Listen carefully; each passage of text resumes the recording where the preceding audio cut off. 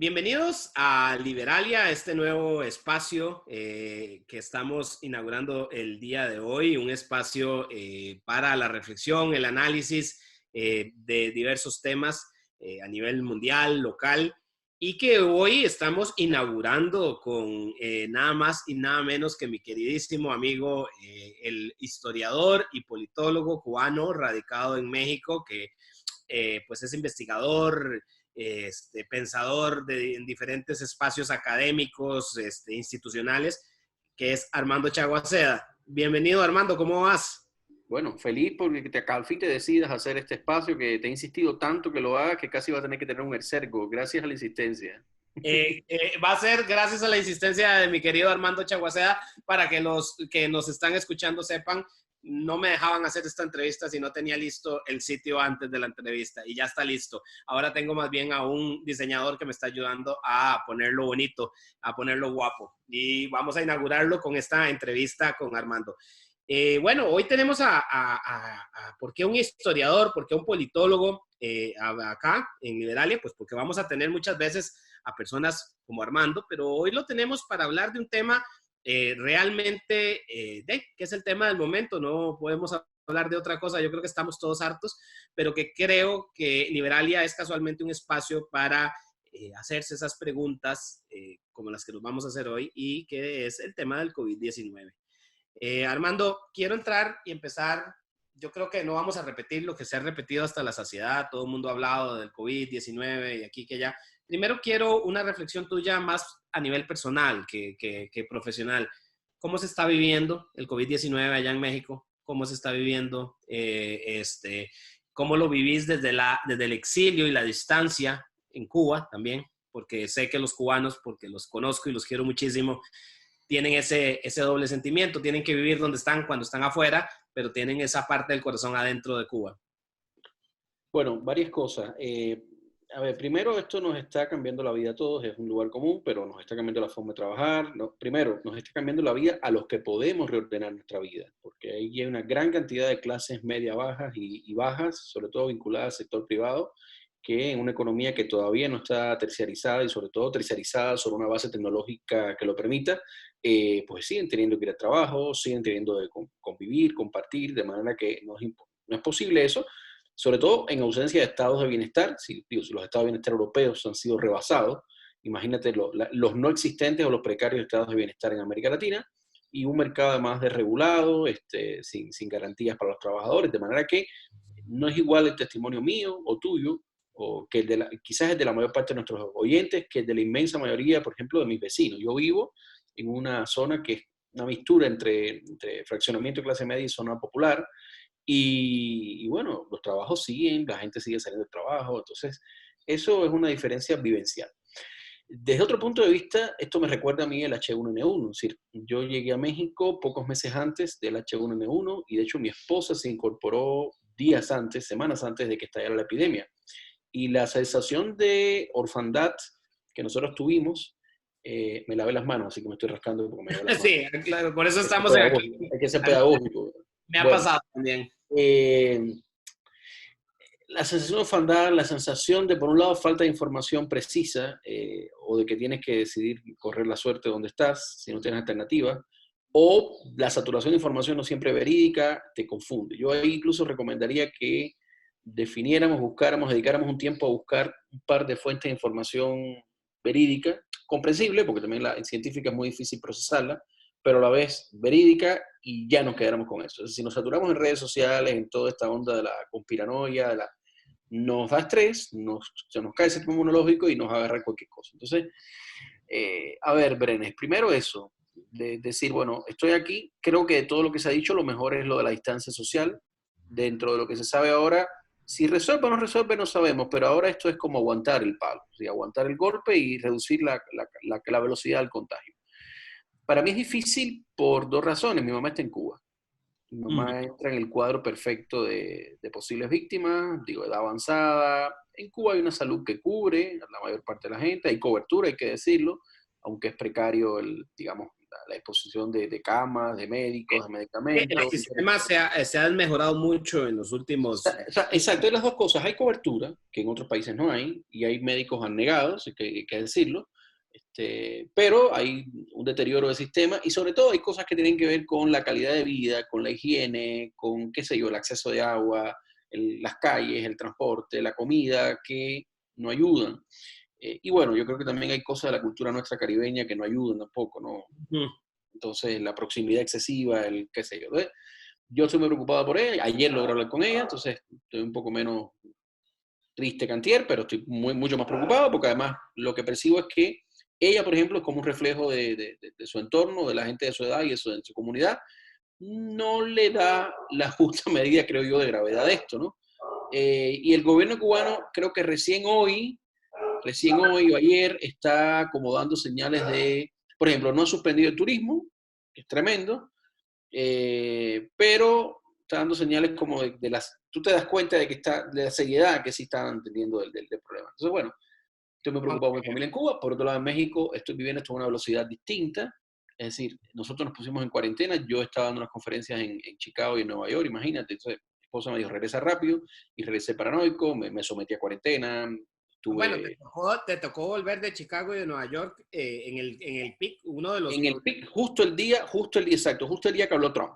Justo el día que habló Trump volví, y entonces ahí me puse paranoico porque, claro, decía, yo conté, inicié mi columna de Havana Times, que los invito a leerla en español e inglés, y estoy haciendo una serie de este fenómeno, y yo contaba que cuando venía en el avión parecía la película The Thing from Another World, porque todo el mundo nos mirábamos como decía, ¿quién tiene el bicho? ¿No? Entonces, y nada, aquí la sociedad se está autoorganizando, los gremios de médicos están emitiendo comunicados, hay estados que están teniendo posturas un poco más proactivas. El mandatario, lo cual es importante, es un mandatario muy popular, con un nivel de popularidad importante y de conexión personal con sus seguidores, sigue dando conferencias, minimiza un poco la situación, saluda de beso, va a las zonas populares, de manera que él mismo no está cumpliendo el rol de gran educador popular que pudiera cumplir, cosa que bueno, no pudiera posible, Peña Nieto no hubiera podido hacer. Él sí, pero lamentablemente no lo está haciendo. Entonces, bueno, estamos hermanos te lo dice un ateo, en las manos de Dios. Sí, qué terrible, sí, y es lo que te iba a decir. Vos estás en esa realidad dividida de un México con un presidente, como lo decís, que está básicamente minimizando lo que puede suceder, mientras que en otros lados se está tomando muy en serio. Y por otro lado tenés una Cuba en la que siempre este tipo de cosas adquieren un cariz ideológico y de propagandístico también. Hace 2 días acá en Costa Rica la gente que adoradora del régimen dictatorial, hablaban de la maravilla de la solidaridad cubana por recibir a un crucero de ingleses infectados de COVID. Lo que no leían era la noticia completa y decían que el gobierno estaba recibiendo $2 millones por eso. No sé si lo recibiría o no lo recibiría. Esas cosas no se saben, pero lo que sí sé es que se usa mucho como propaganda también.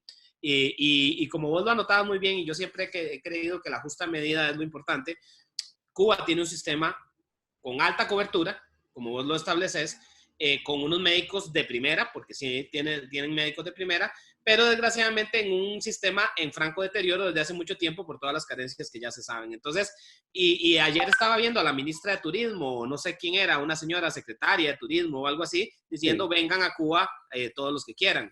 Un poco contradictorio con eso, ¿no?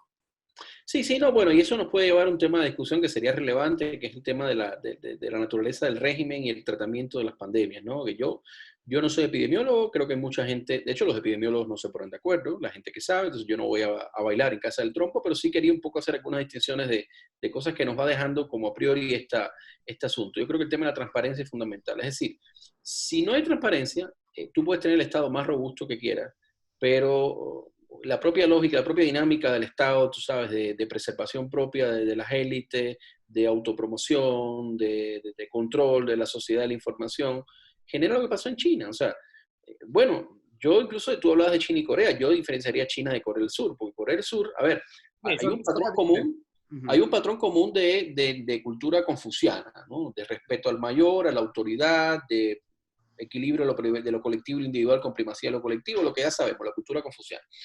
Pero Corea del Sur es una sociedad abierta al final y es una democracia de calidad. Entonces China no lo es.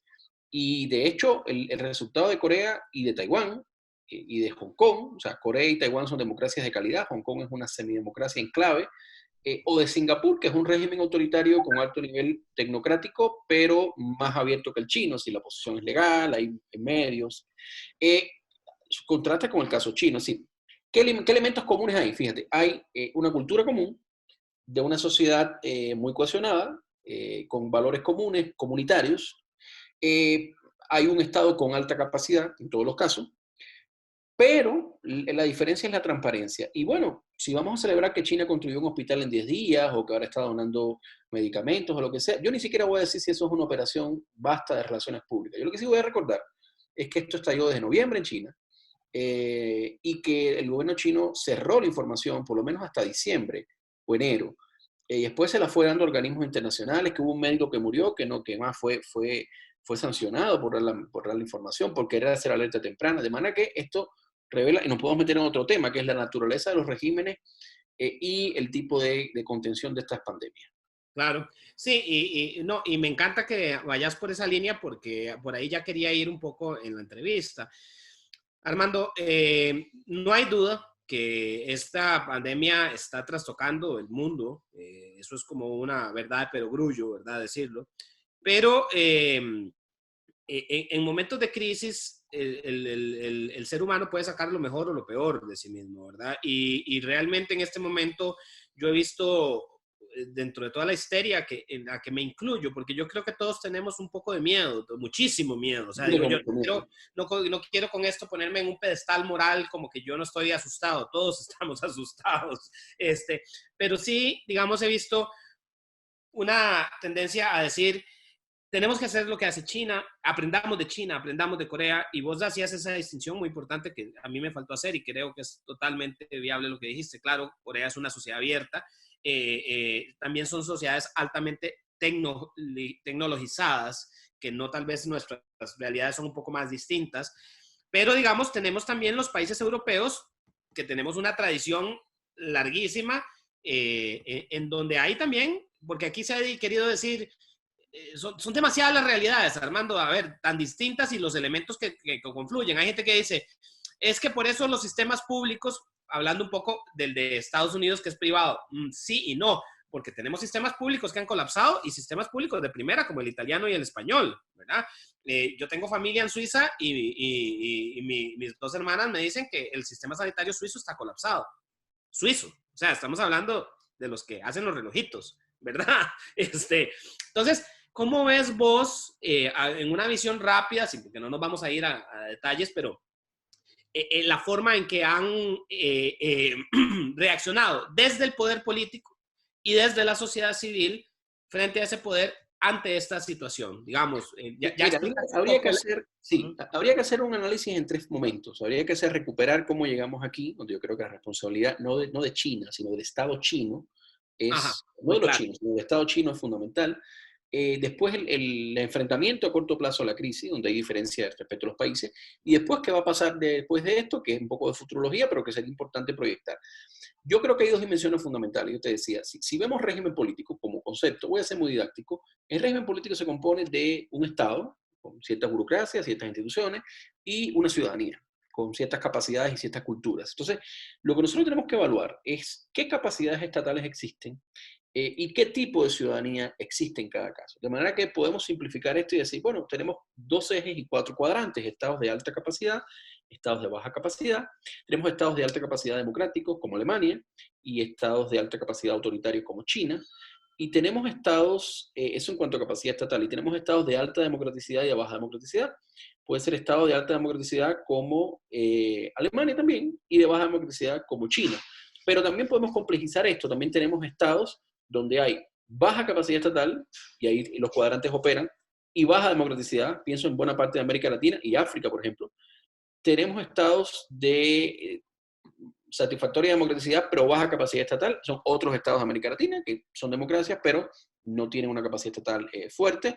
Y tenemos un montón de autoritarismos en el mundo que son autoritarios, es decir, estarían más en el cuadrante autoritario, pero con baja capacidad. La mayor parte de las dictaduras no son China.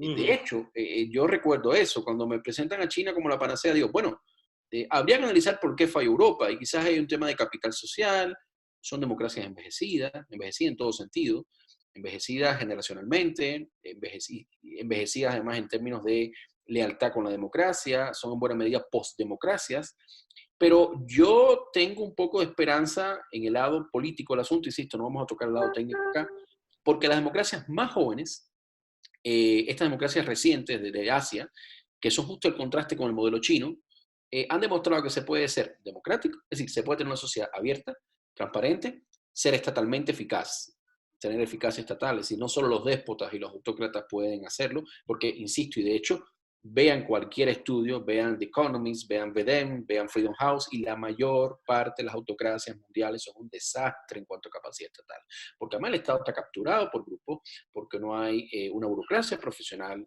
lo que sea. Entonces, ni China es la medida para decir, si nos volvemos autoritarios y sacrificamos libertades, vamos a estar protegidos. No es la razón.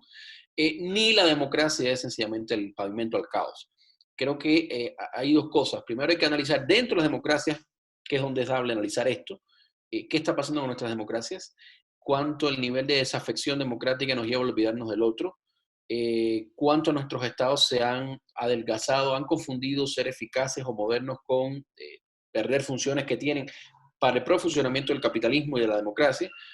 Pero yo diría entonces esas dos cosas, ni apología del modelo chino, ni pesimismo democrático per se. Analicemos estas dos variables, capacidad estatal y capital social, por decirlo de otra manera.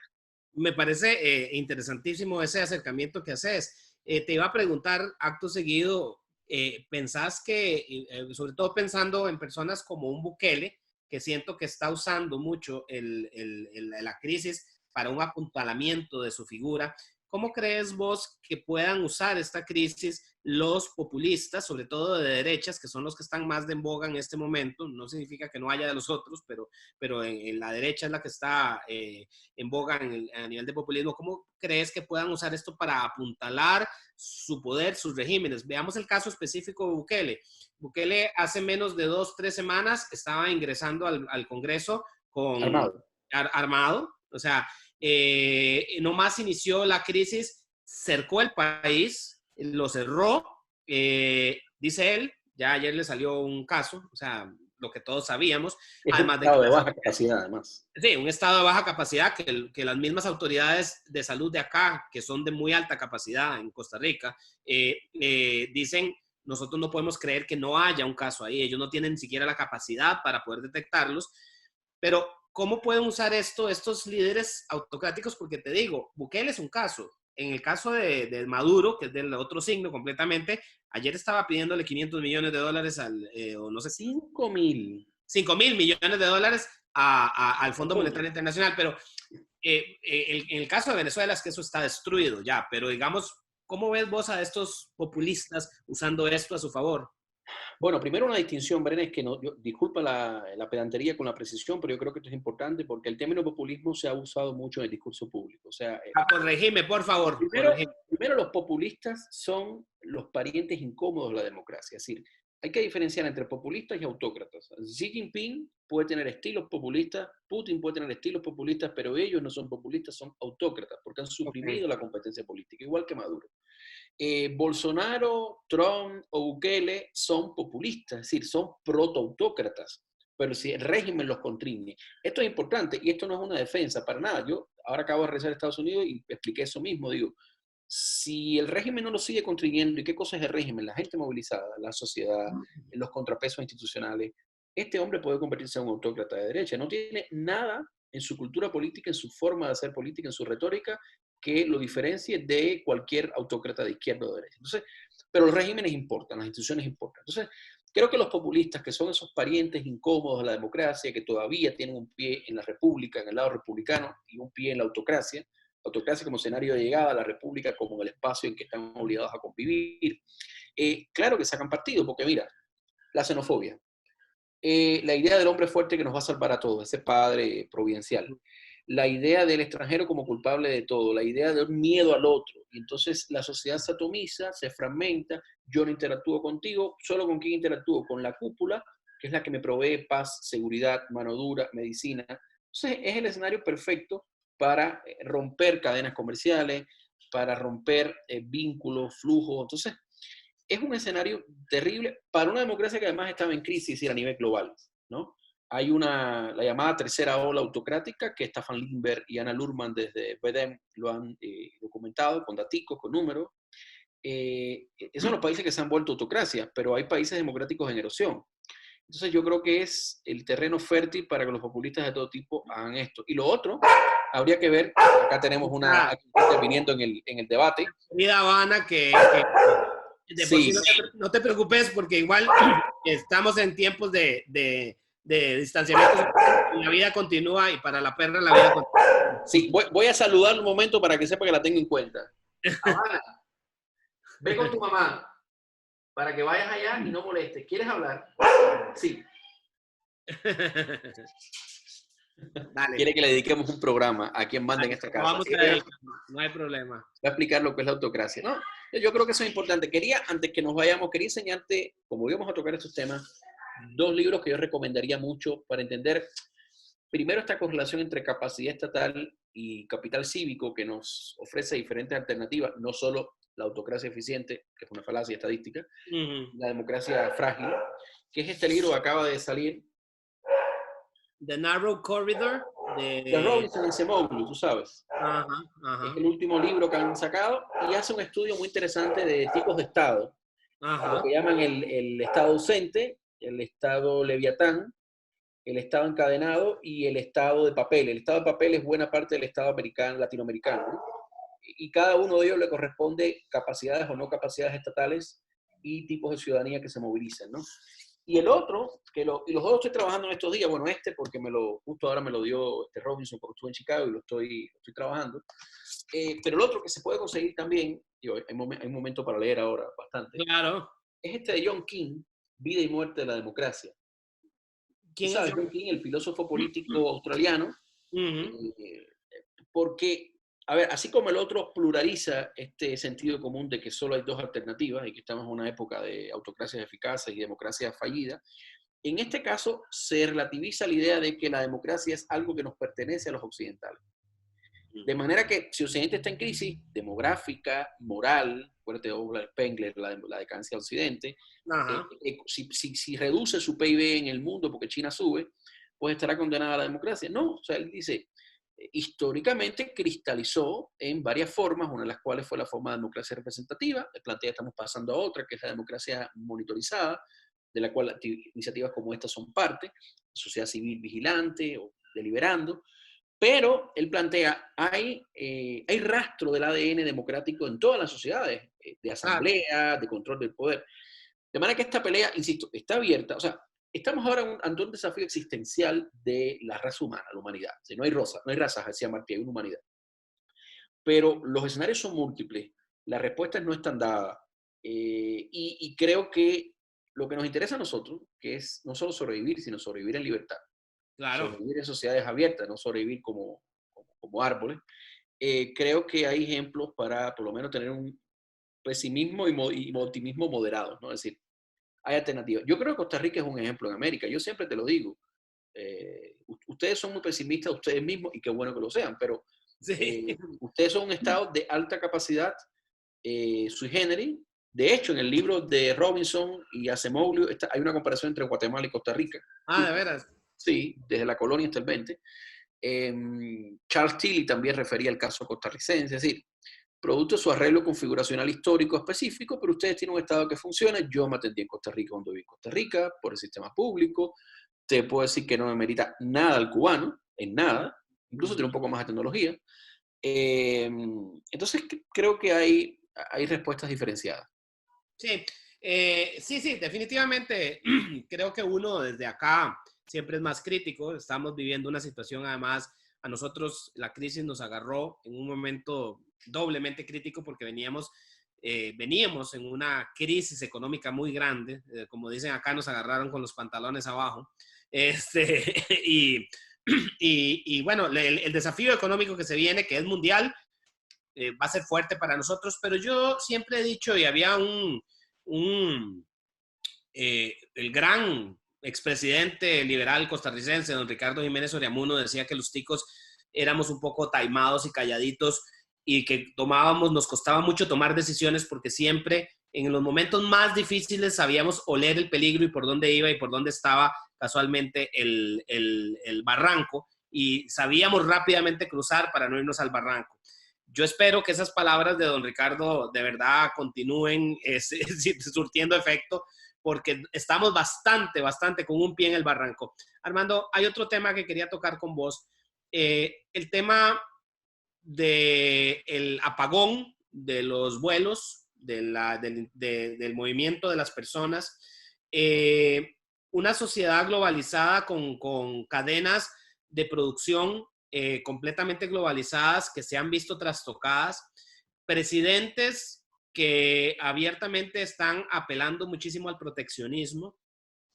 ¿Crees que este tema del COVID y un último elemento, un ataque mortal y férreo al multilateralismo a nivel internacional de países, la OTAN, yo no quiero estar en la OTAN, la Unión Europea, mejor me salgo, Brexit, la OEA no sirve para nada, todo ese ataque que ha venido dando, ¿vos crees que el COVID puede ser un golpe de gracia para esos elementos, para multilateralismo, globalización, en cuanto a cadenas productivas, ¿verdad? Yo tiendo a no ser determinista, ¿sí? Porque ha habido mucho determinismo en los últimos 50 años y tiendo a no ser determinista, ¿no? Creo que la tecnología y creo que los cambios de temas ambientales, y esto podemos incluir como un tema ambiental, influyen en las sociedades, pero las sociedades tienen capacidad de manejarlo. Sí, efectivamente hay un retroceso en el multilateralismo. Eso para mí es malo, en general, porque el multilateralismo es un hijo de la Segunda Guerra Mundial, después de esa desgracia colectiva. Entonces, es una forma de gestionar conflictos. Creo que es malo que no haya multilateralismo. Creo que no exactamente es lo mismo que haya un stop a la globalización. Es decir, a todos nos gustan los vuelos baratos, a todos nos gusta consumir productos japoneses o coreanos, a todos nos gusta comer más carne que antes, pero justo esa globalización de las cadenas de transporte, de producción, la masificación del consumo, ha afectado a las economías nacionales y ha afectado al pequeño productor nacional y ha afectado a la base social de la ciudadanía y la democracia. Entonces, ojo, no quiero sonar trompista, no quiero sonar trompista ahora, pero lo que quiero decir es que quizás una situación como esta reconfigure, le ponga un stop a la globalización, rescate algunos mercados nacionales, con lo que eso implica, y al final el mercado no es natural y no es solamente una dimensión técnica de que es porque es. Detrás del mercado hay decisiones de política. Entonces, yo creo que esto puede, a ver, quiero ser muy delicado con esto, pero puede devolver por default competencias a los estados nacionales, sobre todo los más grandes, importantes que pueden proteger a sectores que estaban siendo arruinados por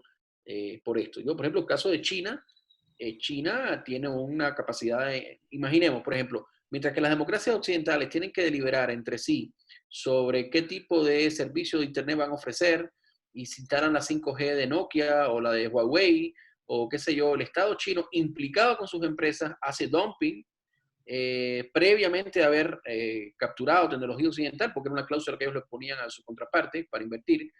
Y es una competencia tan desleal como la competencia que criticamos nosotros del liberalismo inglés del siglo XIX, que le decía a todo el mundo, derruye tus fronteras y tus murallas y entro yo con mi mercadería barata. O sea, estamos en la misma situación, entonces quizás esto reequilibre el mundo en términos económicos, quizás vuelva a la gente a consumir productos nacionales, incluso esta cosa de los productos más cercanos a donde se producen, quizás volemos menos, quizás no, pero también toda esta clase media global, Brenes, que somos nosotros, claro, presionamos la naturaleza y presionamos un montón de cosas que tienen un impacto y que se la pasamos a alguien. Entonces, esa clase media que vos hablás, tienen más en común una persona de clase media de un barrio josefino con alguien de un barrio parisino o un barrio en Seúl, que la cercanía que puede tener o el entendimiento que puede tener esa persona de clase media con un sector rural, por ejemplo, en el mismo Costa Rica o en el mismo Nicaragua o Guatemala, ¿verdad? Claro. A pesar de que hablemos el mismo idioma, que tengamos religión parecida, todo lo sea. Escazú perfectamente cabe en Polanco. Exactamente. Armando, mira, ya para ir cerrando, la verdad que interesantísimo. Ojalá que hubiéramos podido hablar muchísimo más. Creo que además este es un tema del que va a haber que seguir hablando mucho. esta es la razón de ser de Liberalia. Casualmente, ahora vamos a sacar otro programa en donde estuvimos hablando con el periodista costarricense radicado en Utrecht, Pablo Gámez. Eh, y una de las cosas que decíamos es que no hay que dejar de hacerse preguntas en estos momentos de crisis. Ahorita la histeria en la que todo el mundo está, a veces hay una tendencia a decir, callémonos, sigamos nada más. Claro que hay que ser solidarios con quien está dirigiendo la situación de crisis, claro que hay que atemperar las críticas, que habrá tiempo para críticas en algún momento, pero las preguntas tenemos que hacernoslas siempre, porque hay que pensar lo que está sucediendo y está cambiando muy rápido, ¿verdad? A ver, hay que, por eso es bueno tener cierto capital social, o sea, hay que primero pensar, por default vamos a pensar como persona y como familia, que es la extensión más inmediata pues, de la persona o la extensión más mínima de la comunidad. Pero hay que pensar un poquito como comunidad también, por lo menos en el plano más básico, para no romper demasiado el lazo social que inevitablemente se va a deteriorar. O sea, preveo, sobre todo los de clase media y los que podemos hacer cuarentena, de aquí a unas semanas van a empezar incluso las patologías en todos nosotros, por el encierro, qué sé yo. Habrá gente que se suicide. Yo voy a hacerlo así, habrá gente que se suicida, habrá gente que se deprima, habrá gente que se La violencia alcoholice. doméstica. La violencia doméstica se va La a violencia violenta acrecentar. se va a incrementar, exacto. Bueno, ya viste que Habana le ejerce sobre mí, esto apenas está empezando. Entonces, inevitablemente vamos a tener que enfrentar cosas puertas adentro y puertas afuera. Creo que un tipo de crítica lo más informada posible, lo menos paranoico posible.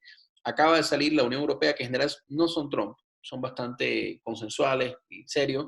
Se acaba de filtrar una investigación que hicieron ahora en esta semana, donde demuestran que Rusia está utilizando en esta coyuntura el tema de las fake news para debilitar y destruir la confianza en las instituciones. O sea, Lo está usando ahorita. sí, sí, hay un informe, te lo voy a pasar, acaba de salir hace unas horas. Yo Oh, estoy aconsejando que no esté hiperconectado, pero estoy hiperconectado. Entonces, a ver, de Bruselas, te lo voy a pasar. O sea, tener tejido social, construir tejido social virtual. Ya yo quedé con algunos amigos míos en hacer una fiesta virtual, es decir, preparamos comida aquí, ellos se conectan, hacemos... ellos se conectan. Eso puede ser. Eh, Eh, por otro lado, por otro también lado, también hay que fortalecer la confianza en ciertas instituciones básicas y a las que no dan confianza exigirle. Y insisto en esto y delimitar cuáles son las instituciones que están fallando y están actuando mal y los liderazgos están actuando mal y las que están siendo instrumentos de otros intereses. Es decir, no, hay muchos políticos, hay pocos estadistas, creo que también somos muchos habitantes y pocos ciudadanos, hago esa sí, distinción, pero de trasfondo que hay una disputa que no se va a poner en pausa por la crisis, hay una disputa en modelos de vida a nivel mundial entre claro. sociedades abiertas y cerradas, más o menos eficaces. Mañana se vota en la OEA quién va a seguir siendo el secretario general. Y más allá de las críticas al activismo de Almagro, por ejemplo, el activismo de Almagro quizás no hubiera sido necesario si los estados hubieran aplicado lo que está, o sea, una política coherente con la Carta Interamericana en vez de seguir teniendo dobles raseros con las autocracias bolivarianas. Claro. Por ejemplo, eso se está votando en mañana, ¿no? Entonces, el mundo no No, se no puede ha parar. parado. No, no, Y no no. se, y no se digamos, a Macron, la primera ronda de las elecciones municipales sucedieron hace nada. Biden ganó la Florida y Illinois y pasó desapercibido, pero ahí siguieron las elecciones y Y vienen las Arizona, y elecciones.